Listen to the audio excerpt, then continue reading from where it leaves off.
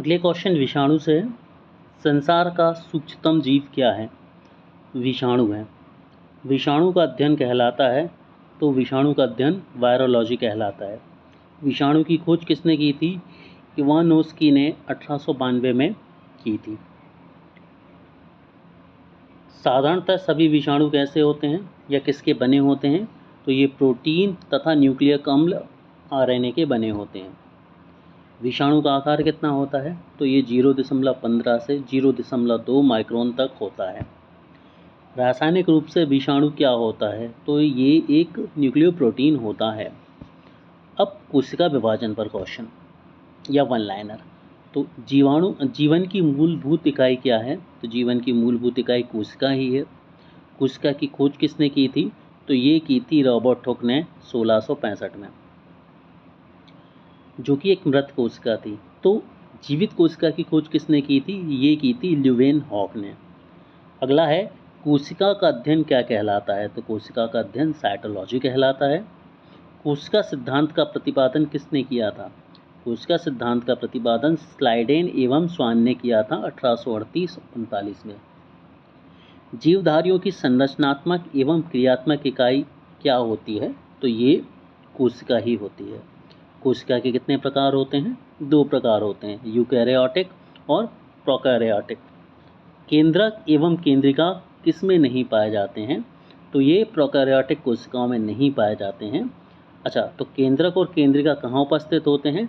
ये यूकैरियोटिक कोशिकाओं में उपस्थित होते हैं। तो याद रखना है, केंद्रक एवं केंद्रिका प्रोकैरियोटिक में नहीं होते हैं, यूकैरियोटिक में होते हैं। सबसे छोटी इकाई क्या होती है? सबसे छोटी कोशिका क्या होती है? तो सबसे छोटी कोशिका माइकोप्लाज्मा होती है। माइक्रोप्लाज्मा गैलीसेप्टिकम जीवाणु की। सबसे बड़ी कोशिका किसकी होती है? शुतुरमुर्ग के अंडे की। मानव शरीर की सबसे लंबी कोशिका कौन सी है? न्यूरॉन है, जो कि तंत्रिका तंत्र का भाग है। मानव शरीर में पाए जाने वाली सबसे छोटी कोशिका कौन सी है? तो ये सेरिबेलम की गैन्यूल सेल की होती है। और मानव शरीर में पाए जाने वाली सबसे बड़ी कोशिका कौन सी है? तो अंडाणु यानी कि ओवम।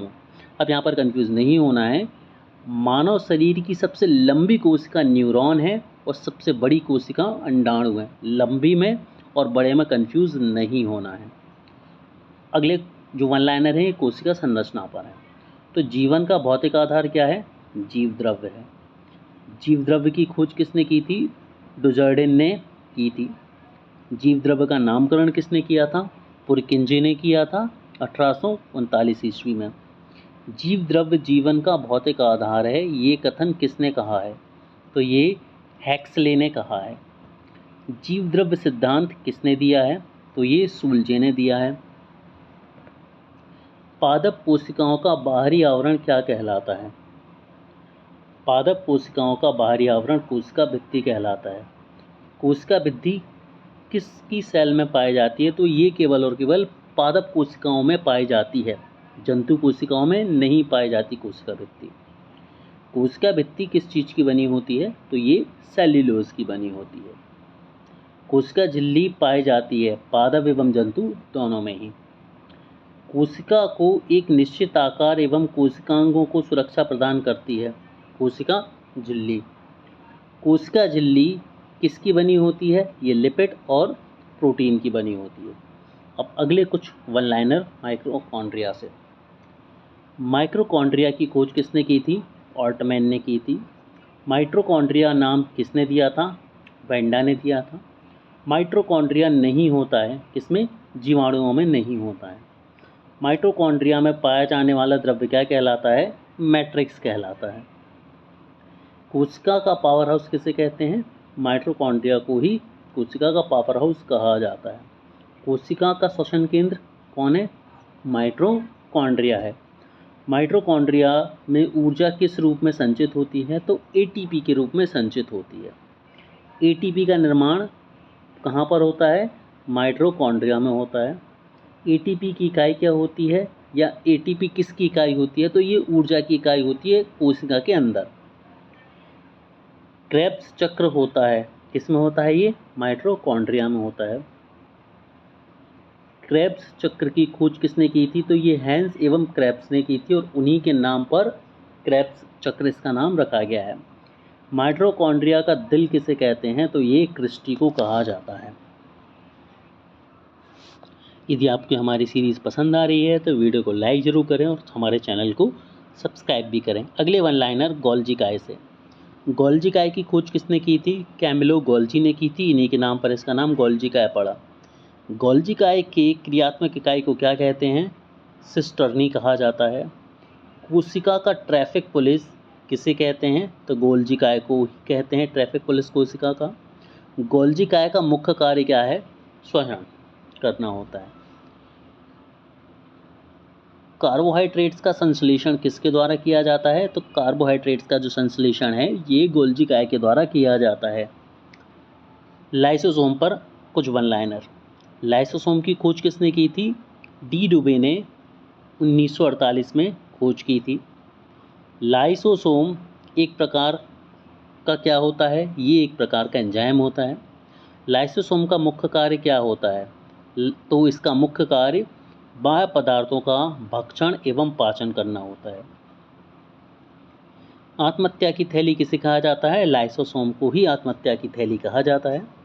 कोशिका का एटम बम किसे कहते हैं? लाइसोसोम को ही कहते हैं। तो कोशिका आत्महत्या की थैली और कोशिका का एटम बम ये दोनों ही क्या कहलाती हैं? लाइसोसोम कहलाती हैं। अब बारी आती है राइबोसोम पर वन लाइनर्स की। राइबोसोम की खोज किसने की थी? पैलेड ने की थी 1953 में। राइबोसोम बने होते हैं आरएनए एवं प्रोटीन के। राइबोसोम का निर्माण होता है केंद्रिका द्वारा। राइबोसोम दो प्रकार के होते हैं, 70S राइबोसोम एवं 80S राइबोसोम। प्रोकैरियोटिक में कौन से राइबोसोम पाए जाते हैं? तो 70S राइबोसोम प्रोकैरियोटिक में पाए जाते हैं और यूकैरियोटिक में कौन से राइबोसोम पाए जाते हैं? 80S राइबोसोम यूकैरियोटिक में पाए जाते हैं। प्रोटीन का संश्लेषण कहाँ होता है? राइबोसोम में, राइबोसोम के द्वारा होता है। प्रोटीन की फैक्ट्री किसे कहते हैं? राइबोसोम को ही कहते हैं। अब कुछ वन लाइनर लवक के ऊपर। लवक कहाँ पाया जाता है? ये पादप कोशिकाओं में पाया जाता है। लवक कितने प्रकार के होते हैं? तो लवक 3 प्रकार के होते हैं। अवर्णी लवक जिन्हें ल्यूकोप्लास्ट कहते हैं, वर्णी लवक जिन्हें क्रोमोप्लास्ट कहते हैं और हरित लवक जिन्हें क्लोरोप्लास्ट कहते हैं। अवर्णीय लवक मुख्यतः किस में पाए जाते हैं? तो ये मुख्यतः जड़ों में पाए जाते हैं या जड़ों की जो कोशिकाएं होती हैं उनमें पाए जाएंगे। फूलों और बीजों को आकर्षक रंग कौन प्रदान करता है? क्रोमोप्लास्ट प्रदान करता है, यानी कि वर्णी लवक। जड़ों में कोई भी रंग नहीं होता, किसकी वजह से? अवर्णी लवक की वजह से। पत्तियों में हरा कलर होता है, किसकी वजह से? क्लोरोप्लास्ट यानी कि हरित लवक की वजह से। ये याद रखनी है चीज़ें, बेसिक्स हैं कुछ। पत्तियों का रंग पीला क्यों हो जाता है? कैरोटीन के निर्माण के द्वारा।